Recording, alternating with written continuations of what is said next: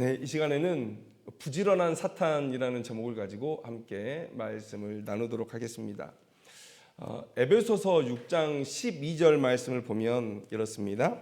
우리의 씨름은 혈과 육을 상대하는 것이 아니요 통치자들과 권세들과 이 어둠의 세상 주관자들과 하늘에 있는 악의 영들을 상대함이라.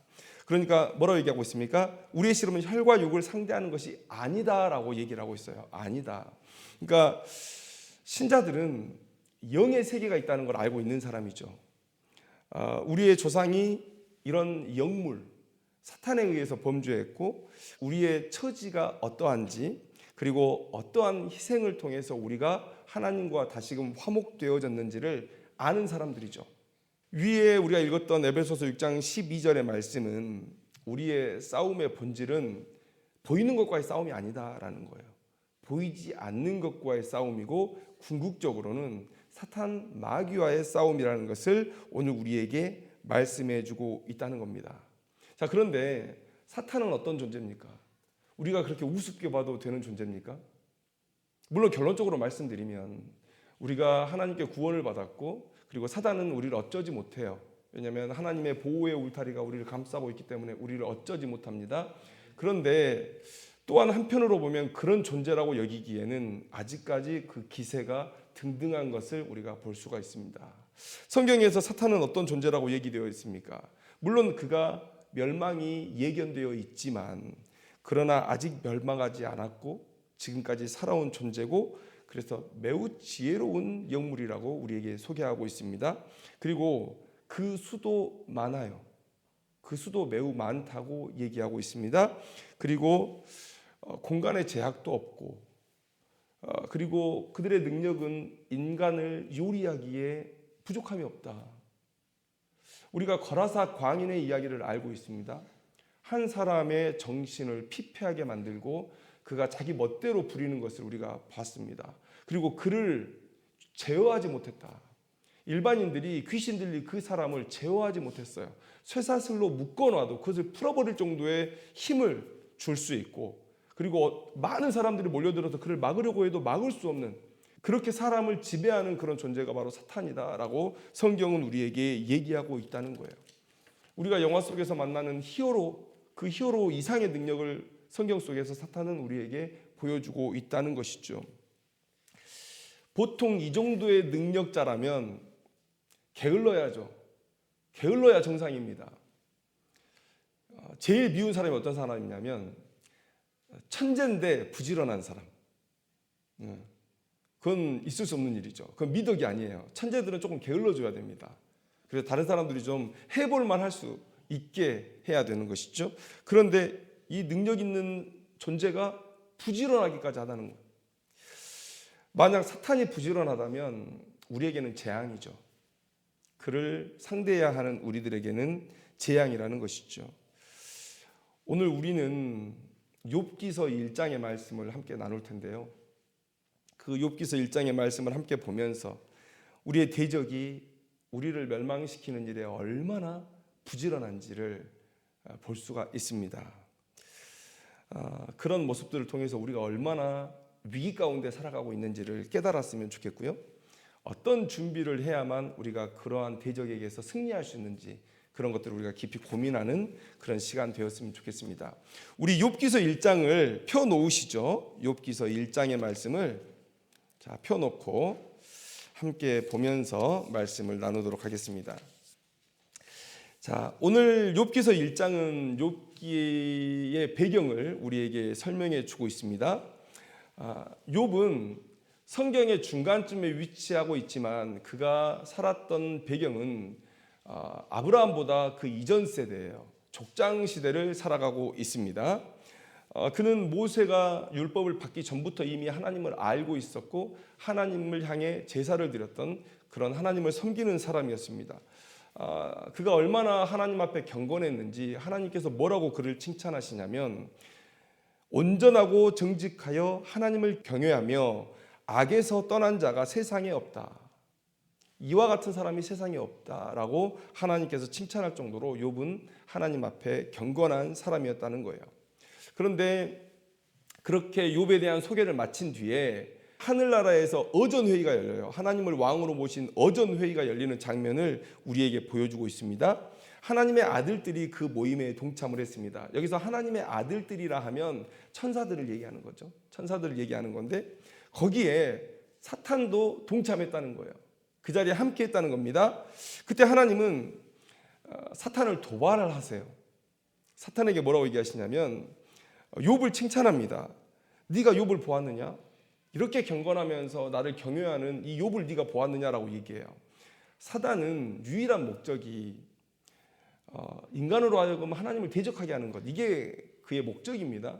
그런데 그런 사탄 앞에서 하나님께서 욥을 칭찬하시는 거예요.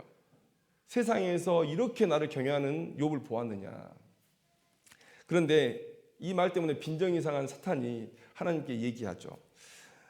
욥처럼 복을 받으면 누가 하나님을 경외하지 않겠습니까? 욥의 믿음은 진짜 아닙니다. 그가 하나님께 무언가를 받기 때문에 하나님을 섬기는 것이죠. 하나님을 섬기는 것이 자기에게 이익이 되니까 하나님을 섬기는 것이죠. 그가 가진 재물들 다 걷어내 보십시오. 욥은 반드시 하나님을 욕할 겁니다. 이렇게 사탄이 얘기하는 거예요. 그때서부터 사단과 하나님의 내기가 시작이 되죠. 욥의 몸만 건드리지 말고 네가 말한 대로 욥의 모든 것들을 다 걷어내 버려라. 사단이 이 울타리를 얘기하거든요. 하나님께서 욥에게 울타리를 치셔서 그의 모든 것들을 건드릴 수 없게 하셨다는 거예요. 그런데 그 울타리의 범위를 하나님께서 이제 욥의 몸으로 좁히시는 거예요. 그동안 울타리 때문에 욥을 건드리지 못했던 사탄이었는데 이제 그걸 걷어주시는 거예요. 욥의 울타리를 욥의 몸으로 딱 한정해 주시는 거예요. 그 나머지 것들은 다 이제 네 마음대로 해보라는 거예요. 네 말대로 욥이 과연 나를 욕하는지 한번 보자는 거예요. 자, 이제 이렇게 허락을 받고 이제 욥을 공격하기 시작하는데 그 사탄의 모습을 우리가 한번 보자는 겁니다. 8절 말씀을 보세요. 여기서부터 이 사탄의 부지런함이 나타납니다. 하나님의 아들들의 모임에 그가 참석했다는 거예요. 하나님의 아들들의 모임에. 여러분, 하나님의 아들들이라고 하면 이 호칭은요, 하나님께 버림받은 사람들에게는 쓰이는 호칭이 아닙니다. 좁게는 이스라엘 백성들. 그 이스라엘 백성들이 하나님의 사람이었어요. 하나님의 언약 백성. 나머지를 하나님의 백성이라고 부르지 않습니다. 이것은 천상의 존재들에게도 동일하게 적용될 겁니다. 하나님을 대적하고 하나님 앞에 교만 떨어서 이 세상 가운데 쫓겨난 그 사단에게 붙일 수 있는 단어가 아니라는 말이에요. 사단은 더 이상 하나님의 아들들이 아닙니다. 하나님을 열심히 옆에서 보조했던 그 천사들이 하나님의 아들들이고 이 천사들의 모임에 하나님의 아들들이 모인 거예요. 그런데 어찌 보면 불청객 같은 이 사단의 존재, 이 불청객 같은 이 사단의 존재가 꼭 그 자리에 껴있다는 거예요. 물론 하나님께서 선과 악 모든 것을 지배하셔서 이 세상을 다스리시죠. 그러니까 여러분, 우리가 생각할 때 하나님께서는 하나님의 백성만을 통치하신다라고 생각하실 수 있는데 그렇지 않습니다. 악도 죄도 다 하나님의 작정 안에 있는 것이고 하나님의 통치 안에 있는 겁니다. 그것에 미루어 본다면 사단이 이 자리에 참석할 수 있죠. 왜요? 하나님은 사단도 통치하셔서 사단의 일을 하게 하심으로 자기의 역사를 이루어 가시니까 이 사단이 하나님의 어전회의에 참석하는 것 그리 이상한 일이 아닙니다. 그런데 사단의 입장에서 보면 이게 불편한 일이죠. 나를 멸망시키겠다는 하나님 앞에 계속 얼굴을 들이밀어야 돼요. 나와 본질적으로 성정이 다른 거룩하신 하나님 앞에 계속 얼굴을 비춰야 돼요. 이게 불편한 일이죠. 그런데 사단이 그 자리에 계속해서 참석하고 있다는 거예요. 그 다음에 또 사탄이 부지런을 떠는데 7절 말씀 한번 보세요. 욥기서 1장 7절 말씀을 보면 네가 어디서 왔느냐 이렇게 하나님께서 물으셨을 때 사탄이 뭐라고 대답합니까? 땅을 두루돌아 여기저기 다녀왔나이다. 땅을 두루돌아 여기저기 다녀왔나이다. 이렇게 얘기하고 있어요. 여러분, 두루두루 다녔다. 저는 이 본문에서 저는 누굴 보냐면 복부인 연상이 돼요. 복부인. 그러니까 돈 될 땅을 찾기 위해서 두루두루 돌아다니죠. 그러니까 목적 없이 돌아다니는 게 아니에요. 어떤 목적의식을 가지고 돌아다닌 겁니다. 무슨 목적이었을까요? 유혹할 만한 대상이 없는가? 내가 좀 더 이 악함 속에 묶어 놓아야 할 사람들은 없는가? 혹시 내가 뭐 방심하고 혹여 하나님께로 뺏길 백성들은 없는가? 그런 사람들 다 쫓아다니면서 유혹할 사람들은 유혹하고 풀려날 사람들은 다시 한번 가서 꽉 묶고 매고 이런 일들을 하러 돌아다니는 거예요. 어떤 목적의식을 가지고 열심히 돌아다닙니다. 쉬지 않았다는 거예요. 자, 그런데 8절 말씀에 하나님께서 이렇게 묻습니다. 너 내 종 욥을 주의하여 보았느냐? 그런데 이 사탄이 바로 대답하죠. 이미 보고 분석이 다 끝났어요. 욥을 봤는데 맞습니다. 하나님의 말씀대로 동방에서 가장 훌륭한 자 맞습니다라고 얘기해요. 그러니까 욥을 봤다는 거죠. 물론 욥을 본 것까지는 그리 대단한 일이 아닐 수 있습니다. 왜냐하면 하나님의 칭찬을 받는 동방에서 가장 큰 자 아닙니까? 그러면 사단에게는 제일 불편한 존재일 거예요. 제일 불편한 존재. 어떻게 하면 저 인간을 넘어뜨릴까? 그래서 욥을 당연히 알고 있겠죠. 그런데 주의하여 봤고요. 이미 분석을 마치고 이미 공격의 방향까지도 다 설정을 해놨어요. 아까 제가 서두에 말씀드렸죠. 어떻게 얘기합니까? 아니 욥이 어떻게 까닭 없이 하나님을 경외하겠습니까? 하나님께서 욥의 울타리를 치셔서 그를 부하게 하고 풍성하게 하고 그렇게 보호하시니까 그에게 이익이 되니까 지키는 것 아닙니까? 그 소유물 다 걷어내시면 분명 하나님을 욕할 겁니다 라고 얘기를 해요. 이미 봤고 분석도 마쳤고 공격의 방향까지 다 설정해 놓은 이 사탄이라는 거죠. 여러분 두루 돌아다녔어요. 이 몸만, 물론 사단은 영이기 때문에 몸이 없지만 그의 이 몸만 빠른 게 아니에요. 두뇌도 계속 부지런하게 돌고 있잖아요. 참 부지런한 존재입니다. 부지런한 존재.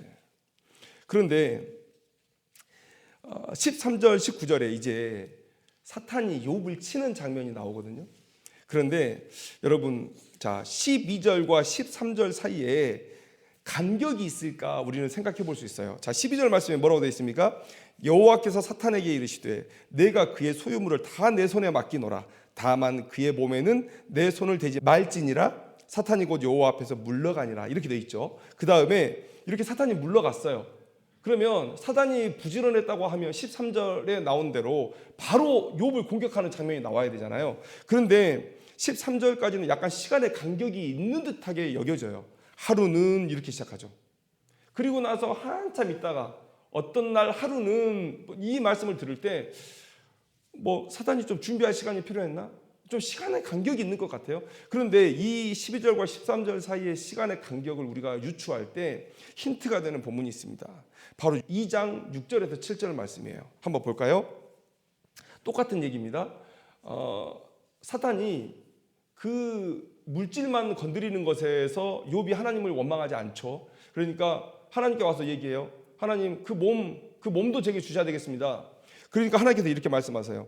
여호와께서 사탄에게 이르시되 내가 그를 내 손에 맡기도라. 그 몸도 건드려도 된다는 거예요. 다만 그의 생명은 해야지 말지니라. 자, 이 말씀 똑같죠. 1절에서 그의 소유물을 다 건드려도 된다. 여기서 이제 그의 몸도 건드려도 된다. 그런데 그 몸을 건드리려고 허락했을 때 사탄이 어떻게 행동했느냐? 사탄이 이에 여호와 앞에서 물러가서 욥을 쳐서 물러가자마자 욥을 친 거예요. 그러면 지금 똑같은 이 평행 본문이죠. 그러면 우리가 12절과 13절 사이의 시간적인 간격도 없다고 보는 게 맞죠. 없다고 보는 게 맞습니다. 그래서 하루는 그랬지만 하나님께서 허락을 받자마자 이 사단은 그동안 눈에 가시였던 이 욥을 치기 바빴을 거예요. 그래서 바로 득대같이 달려가서 욥을 치기 시작합니다. 이게 사탄의 부지런함이에요. 부지런함이에요. 자, 그렇게 치는데 자, 어떻게 치냐? 앞에서 욥이 부자라는 묘사를 하잖아요. 부자라는 묘사를 할 때 어떻게 합니까? 1장 3절 말씀을 보면 그의 소유물은 양이 7,000마리요 낙타가 3,000마리요 소가 500결이요 암나귀가 500마리이며 종도 많이 있었으니. 자, 이렇게 표현하고 있죠. 자, 욥이 부자인데 어떻게 부자냐? 그 종류를 얘기할 때 뭐라고 얘기합니까? 소, 나귀, 양, 낙타 그리고 종을 얘기해요.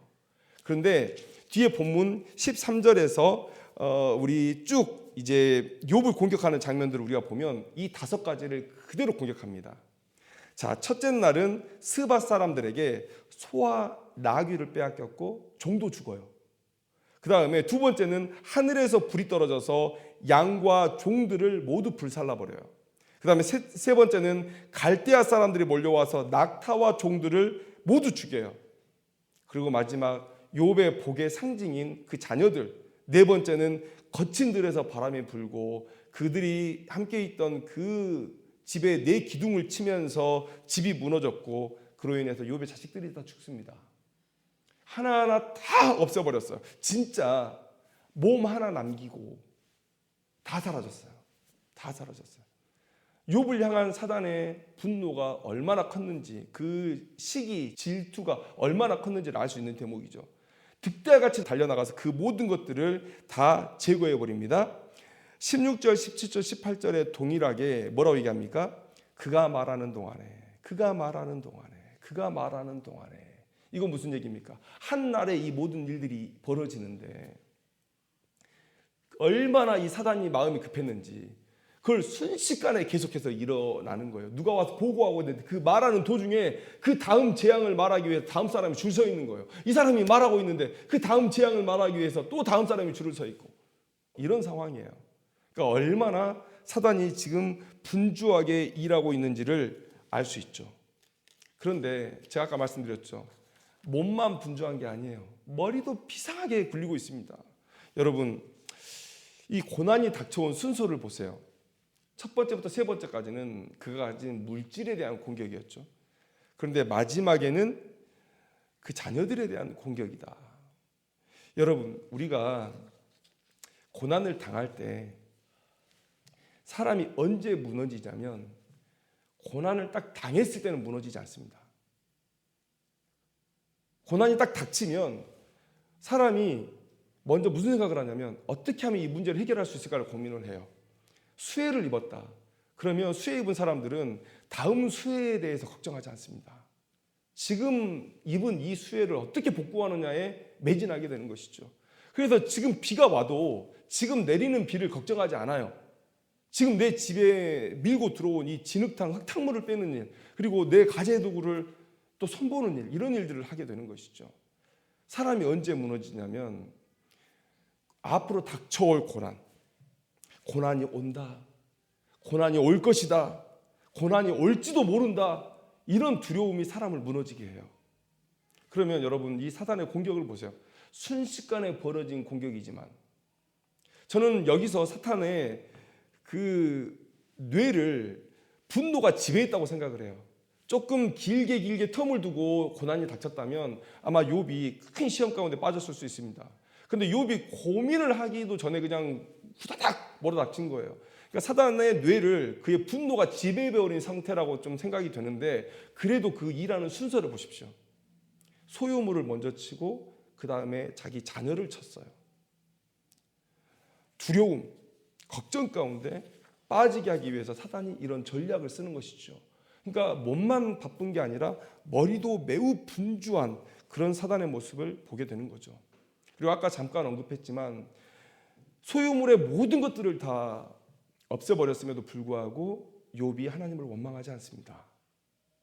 그러니까 사탄이 그 상황을 보고 또 재빠르게 머리를 굴리죠.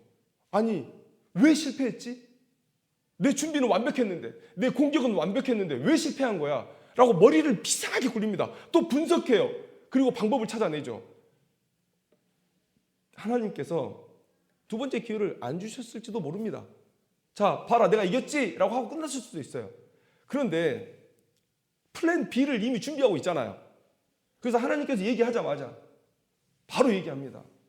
내가 그 몸을 못 건드렸기 때문에 그런 것 아닙니까? 그 몸을 못 건드렸기 때문에 그런 것 아닙니까?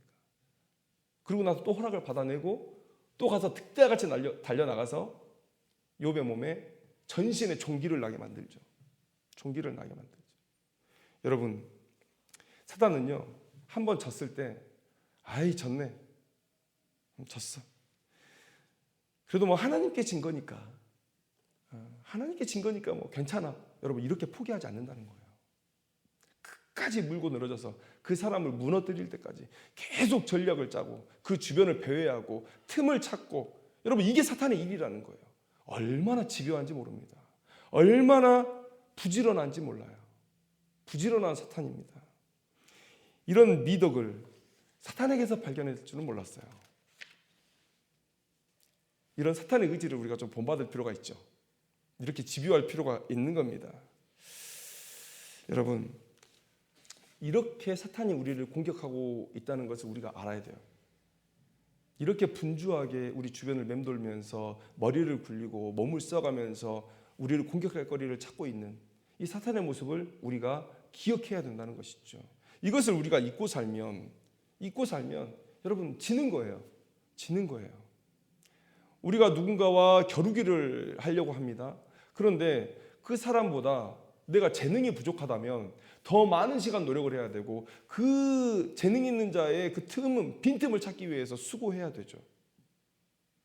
그런데 사탄은 우리보다 능력도 더 있고 재능도 더 있고 영물이라서 공간에 제약도 없고, 여러분 이런 존재를 우리가 이기려고 할 때 얼마나 우리가 깨어 있어야 하겠습니까? 그래서 베드로전서 5장 8절 말씀 우리가 읽었던 대로 근신하라 깨어라 너희 대적 마귀가 우는 사자같이 두루다니며 삼킬 자를 찾나니. 지금 이 욥기서의 말씀을 베드로가 가져온 겁니다. 두루다니고 있다는 거예요. 두루다니며 삼킬 자를 찾으니까 너희들 근신하고 깨어 있으라는 거예요. 자, 그렇다면 그에 대한 우리의 대비는 어떠해야 할 것인가? 이 본을 예수님께서 우리에게 보여주셨죠. 예수님께서 우리가 꼭 알아야 될 것은요, 성령의 도우심으로 우리가 이길 수 있다는 거예요. 성령의 도우심으로. 예수님은 공생애의 시작부터 성령과 함께 하셨습니다. 공생애의 첫 시작이 무슨 일이었죠? 요단강에서 세례를 받으심으로 공생애가 시작됐어요. 예수님도 이 3년의 기간 동안에 성령의 충만함을 입고 사셨다는 것 우리가 기억해야 돼요. 그리고 이 기록을 우리에게 남기신 것은 무엇입니까? 너희들도 똑같이 성령의 능력으로 살아야 된다. 그래서 성령의 능력으로 사는 삶을 맛보여 주셨죠. 제자들을 파송할 때 성령의 능력을 덧입히셔서 그들을 보내시죠. 그러니까 그들이 사단 마귀가 하늘에서 떨어지는 것을 그들이 보지 않습니까? 사단을 이기는 것을 보지 않습니까? 경험케 하신 거예요. 그리고 나서 얘기하죠. 너희들 예루살렘을 떠나지 말고 하나님의 능력이 너희들을 덧입히울 때까지 기다려라는 거예요. 그래서 120문도가 오순절 마가 요한의 다락방에서 기도하면서 성령의 충만함을 입죠. 여러분, 이게 우리에게 승리할 수 있는 비결이에요. 성령과 함께해야 우리가 이길 수 있다는 거예요. 요한복음 14장 12절 말씀에 너희에게 이르노니 나를 믿는 자는 내가 하는 일을 그도 할 것이요 또한 그보다 큰 일도 하리니 이는 내가 아버지께로 감이니라. 아버지께로 가는 게 무슨 일인데요? 아버지께로 가야 16절 말씀에 요한복음 14장 16절 말씀에 내가 아버지께 구하겠으니 가서 아버지께 구하겠다는 거예요. 뭘요? 그가 또 다른 보혜사를 너희에게 주사 영원토록 너희와 함께 있게 하리니. 보혜사가 내려오고 너희들과 항상 함께 있게 하기를 아버지께 구하겠다는 거예요. 그러니까 내가 너희들에게 성령을 줄 때까지 여기서 기다리라는 거예요. 여러분, 그건 무슨 얘기입니까? 그들이 지금 이 비무장 상태로 나가면 져요. 진다는 거예요. 그래서 모여서 성령의 능력을 덧입은 이후에 나가서 승리하라는 겁니다. 예수님이 그러하셨던 것처럼, 그렇죠? 초대교회가 그러했던 것처럼 오늘 이 시간에도 우리가 성령의 능력으로 덧입힘을 받아야 우리가 승리할 수 있다는 거예요. 그러면 성령의 덧입힘은 어떻게 받습니까? 어떻게 받는 게 아니죠. 이미 우리 가운데 구원받는 그 순간에 내주에 있다. 우리 안에 모든 선한 일은 성령께서 하신 거예요. 죄 가운데 살던 백성이 갑자기 나 하나님 믿어야 되겠는데, 나 구원받아야 되겠는데, 내가 보니까 나 죄인인 것 같은데, 이런 생각할 수 없습니다. 어떠한 방법을 통해서, 주변을 통해서, 마음의 감동을 통해서, 내 주변 사람을 통해서 성령께서 역사하셔서 우리 안에 선한 일들을 이루어 가시는 거죠. 여러분들이 믿음을 고백하고 있다면 이미 여러분들 마음 가운데 성령이 계신 거예요. 성령이 계신 거예요. 그런데 우리가 충만을 얘기하잖아요. 충만을. 성령은 우리 가운데 계셔서 떠나지 않습니다. 구원받은 백성들을 끝까지 견인하셔서 천국으로 인도하실 거예요. 그런데 우리가 이 세상을 살 때에 충만하게 사느냐, 충만하게 살지 않느냐, 그건 다른 얘기죠. 그래서 우리가 성령이 있냐 없냐를 얘기하지 않습니다. 성령이 충만하냐, 충만은 얘기했죠. 성령의 지배가 충만하냐 이 얘기예요. 전적으로 성령께서 나를 지배하시도록 내가 성령 하나님께 나의 삶과 나의 의지, 이 모든 것들을 내어드리고 있느냐, 이게 충만이죠. 여러분, 우리가 날마다 이 일을 위해 수고해야 되는 거예요. 그 일을 위해서 우리가 뭘 해야 됩니까? 기도해야 되는 것이죠. 기도해야 되는 것이죠. 그 성령의 도우심은 곧 기도로 가능하다. 그래서 마태복음 4장 1절 2절 말씀을 보면 예수께서 성령에 이끌려 마귀에게 시험을 받으러 광야로 가사 40일을 밤낮으로 금식하신 후에 줄이신지라, 이런 말씀이 기록되어 있습니다. 여러분, 예수님께서 받으신 시험은 통과가 정해진 시험이 아니었어요. 여러분 생각해 보세요. 아우, 하나님의 아들이신데 사단 마귀가 어떻게 하나님을 이길 수 있어?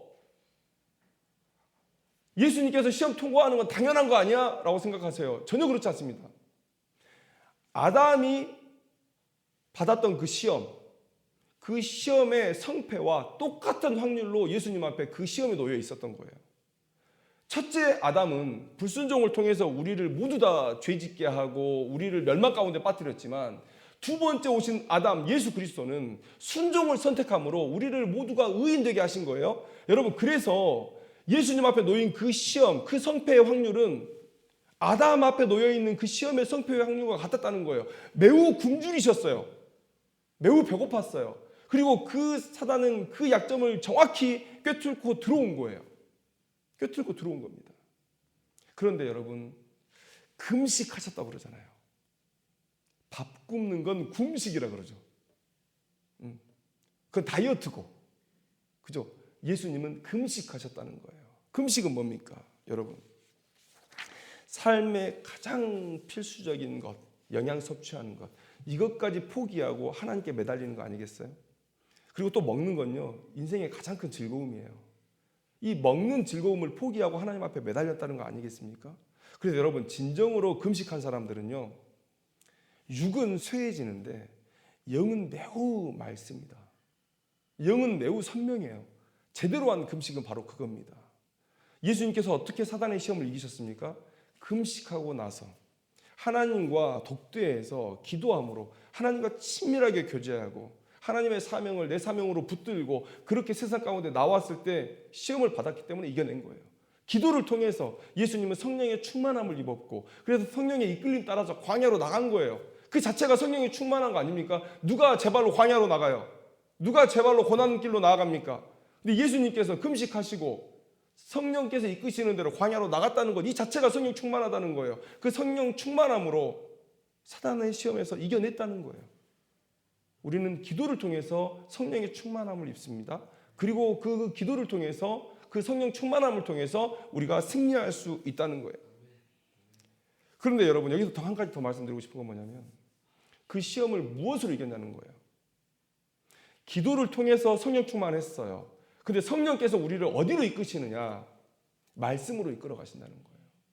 예수님께서 그 3번의 사단의 공격을 말씀으로 이겨내시는 거예요. 말씀으로. 이 세상의 모든 삶의 문제, 걱정거리들에 대한 해답이 성경에 담겨 있습니다. 그런데 사람들은 얘기해요. 아니, 4,000년 전에, 2,000년 전에 이렇게 쓰였던 성경이 도대체 이 첨단 세상의 문제를 어떻게 다 알고 계세요? 라고 얘기해요. 물론 모든 상황이 다 묘사되어 있지는 않습니다. 그러나 모든 원칙은 다 들어있어요. 모든 원칙은 다 들어있습니다. 여러분, 스마트폰을 어떻게 사용하는 게 성경적일까요? 이 답이 성경에 있을까요? 없을까요? 있습니다. 스마트폰이라는 단어 그 안에 없겠지만, 와이파이 뭐 이런 단어는 성경에 없겠지만 그 원칙이 그 안에 담겨 있어요. 예배와 경건의 삶을 무너뜨리지 않고 오히려 돕는 방향으로 그것들을 사용할 수 있어야 되는 것이죠. 하나님께서 허락하신 재능을, 또 그 시간을 과도하게 낭비하지 않아야 되죠. 그것들 때문에 지혜도 충만하게 주셨고, 뭐 운동 능력도 충만하게 주셨고, 다른 많은 재능들을 주셨는데, 어렸을 때부터 계속 스마트폰을 보고 거기에 내 정신이 팔려 있다고 생각을 해보세요. 그 달란트가 개발되지 않습니다. 마치 한 달란트를 땅에 묻어놓고 하나님 만나러 가는 사람과 같은 존재가 될 거예요. 그렇게 쓰지 말라는 거예요. 더 나아가서 우리에게 주어진 그 문명의 이기들을 하나님의 영광을 위해서 사용할 수 있으면 더 좋은 것이죠. 다윗 보세요. 다윗. 하나님을 예배하기 위해서 자기가 악기를 만들기도 하지만 만들어져 있는 악기들을 또 예배의 그 형식 안에 가지고 들어오기도 하죠. 이미 있던 것들을 하나님의 영광을 위해서 사용하고 없는 것들은 만들어서 하나님의 영광을 위해서 사용하고 그 원리들이 다 성경 안에 들어있는 거예요. 여러분, 우리가 말씀의 전문가가 될 때 사단과의 싸움에서 이길 수 있습니다. 여러분, 성령 하나님은 우리를 말씀으로 이끌어 가세요. 우리가 기도할 때 성령 충만하죠. 성령 충만한 자는 성령 하나님의 인도하심 따라 말씀 앞으로 가게 되어 있습니다. 그래서 여러분 생각해 보세요. 누가 성령 충만한 줄 어떻게 압니까? 누가 성령 충만한 줄 어떻게 알죠? 그런데 기도하는 자, 또 말씀을 사모하는 자, 그런 자가 성령이 충만한 거예요. 성령 충만하기 위해서 기도하고 성령 충만한 자는 말씀으로 이끌려가고 그런 일들이 우리 가운데 일어나게 되는 것이죠. 여러분, 우리는 기도해야 됩니다. 성령 하나님께서 우리를 지배하셔서 우리가 싸우고 있는 그 싸움의 실체를 볼 수 있도록 우리는 기도해야 돼요. 그 다음에 그 싸움 앞에서 우리가 얼마나 무능력한 자인지를 볼 수 있도록 성령 하나님께서 우리를 이끌어 주셔야 됩니다. 그리고 성령 하나님께서 그 싸움을 위한 무기로 우리를 말씀으로 무장시키려고 할 때 우리는 또한 성령 하나님의 이끌리심을 따라서 그 말씀 앞으로 나아가야 돼요. 그게 예수님께서 우리에게 사단과의 싸움에서 승리할 수 있는 방법으로 먼저 보이신 본이라는 사실 오늘 우리가 기억해야 돼요. 아담은 우리에게 어떠한 본도 되어주지 못했습니다. 그는 시험 앞에서 무너졌고 온 인류를 사망 가운데로 빠지게 했죠. 그런데 예수님은 우리에게 명확한 본이 되십니다. 사람들이 그렇게 얘기해요. 예수님은 십자가에 달리시기 위해서 이 땅 가운데 오신 것 아니냐. 맞습니다. 그런데 예수님의 순종을 우리가 두 개로 나눠요. 하나는 적극적 순종이고 하나는 소극적 순종이에요. 예수님께서 오셔서 십자가에 달리시는 것. 왜냐하면 성경에 기록되어 있어요. 나무에 달린 자는 저주를 받았습니다.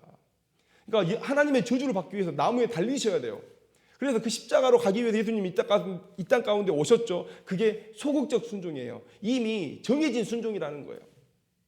그러나 적극적 순종이 있죠. 예수님께서 선택하셔서 아버지 하나님의 뜻에 자신의 삶을 온전히 내어드리시고 매 순간의 선택의 기로 앞에서 하나님의 뜻만을 선택해서 계속해서 걸어나가셨던 이 삶, 이 세상에 살았던 그 삶이 곧 우리에게 보이신 적극적 순종이죠. 그러면 예수님은 우리의 죄를 위해서 십자가에 달려 죽으셨습니다. 우리의 모든 죄책을 다 없애주셨어요. 그러나 적극적인 순종을 통해서 우리가 이 세상에서 어떻게 살아야 사단 마귀와의 싸움에서 승리하고 하나님의 영광을 드높이고 하늘에서 큰 상급 받는 삶인지를 우리에게 보여주셨다는 것이죠. 그 예수님의 그 본을 따라 우리는 살아야 돼요. 예수님께서 성육신하신 이유 십자가뿐만 아니라 우리에게 보여주셨던 승리하는 삶의 비결, 이게 곧 예수님께서 성육신하셔서 우리에게 보여주신 삶의 모습이죠. 사람은 못해요. 아담이 실패한 이후에 죄성에 찌들어버린 사람은 못해요.